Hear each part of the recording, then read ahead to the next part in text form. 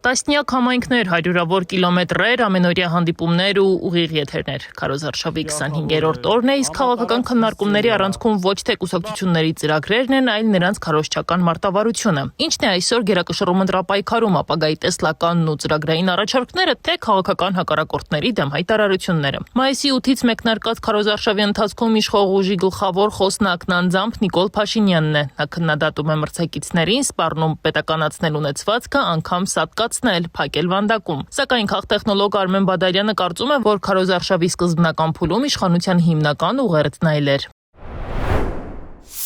Սկզբնական շրջանում նա խոսում էր խաղաղություն եւ պատերազմ երկընտրանքի մասին, նշելով, որ իր քաղաքական գիծը դա խաղաղության գիծն է, իսկ ընդդիմադիր հիմնական երեք ուժերի այն է ուժեղ Հայաստան դաշինք եւ Բարգավաճ Հայաստան կուսակցությունների առաջարկածը պատերազմ։ Բայց ըստ քաղտեխնոլոգի մոտ մեկ շաբաթ անց ընդդիմադիր ուժերը կարողացան կոտրել այդ բովանդակային սցենարը, ինչից հետո Փաշինյանը չգտավ նոր ասելիք եւ վերադարձավ նախկին ներկա թեմային։ Բադալյանի խոսքով մրցակցին քննադատելու վրա կառուցված քարոզարշավը քաղաքական տեխնոլոգիաներում հայտնի եւ լայն կիրառվող մեթոդ է, սակայն այն արդյունավետ է միայն որոշակի պայմաններում։ Հակակայլի ռազմավարություն է կոչվում, երբ որ քո ամբողջ ռազմավարությունը կառուցում ես ոչ թե քո ծրագիրը ներկայացնելու, այլ մրցակցին քննադատելու։ Դա աշխատում է միայն այն ժամանակ, երբ որ քո մրցակիցը բավականին բարձր հակավարկանիշ ունի եւ երբ որ դու իր բավականին արդյունավետ քննադատում ես, այդ իր հակավարկանիշի հիման վրա, այսինքն հակաընտրազանգված հակավարկանիշը ցույց է տալիս հակաընտրազանգվածի ֆիզիկական ծավալը։ Մինչև քաղտեխնոլոգը խոսում է քաղաքական տեխնոլոգիաների արդյունավետության մասին, սոցիոլոգ Արթուր Աթանեսյանը խնդրին նայում է հանրային ընկալումների տեսանկյունից։ Նրա խոսքով ընտրարշավում թե դրական, թե բացասական PR-ը բնական երևույթներ են։ Երբ որ դու քեզ ես գովում, սպիտակ PR է, երբ որ ուրիշներին փնովում ես սև PR։ Սովորաբար բալանսավորված պիտի լինի այդ ամբողջը, որովհետև մենք ոչ թե ուզում ենք ընտրել մեկին, որովհետև մյուսները վատն են, այլ որովհետև ինքն է լավը։ Սոցիոլոգը միաժամանակ վիճարկում է տարածված այն կարծիքը, թե ընտրողներին ծրագրերը չեն հետաքրքրում, նրա ներկայացրած հետազոտությունների համաձայն քաղաքացիների համար առաջին հերթին կարևոր է քաղաքական ուժի գաղափարախոսությունն ու առաջարկվող լուծումները։ Մեր սոցիոլոգիական հետազոտությունները ցույց են տալիս, որ առաջի հերթին բնակիչների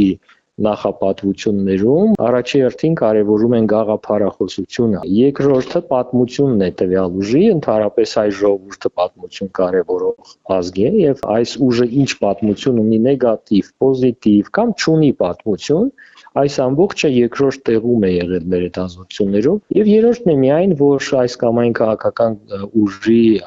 առաջնորդն է որպես գործոն համարվում կարևոր, թե ով է առաջնորդը, իսկապես անհատականացված է մեր քաղաքական կյանքը։ Քարոզարշավի մեկ այլ առանձնահատկությունն էլ այն է, որ իշխանության հիմնական հրապարակային դեմքը հենց Նիկոլ Փաշինյանն է, թեև քաղաքացիական պայմանագրում ըստ Աթանեսյանի տեսանելի է նաև թիմային աշխատանք, այս հասարակության մեծ մասի համար կուսակցությունը շարունակում է նույնացվել գործող վարչապետի հետ։ Բնակչության մեծամասնության կողմից ԿՊ-ն ընկալում է որպես Փաշինյան, իսկապես, եւ նա իր ըստ էության կերպարով,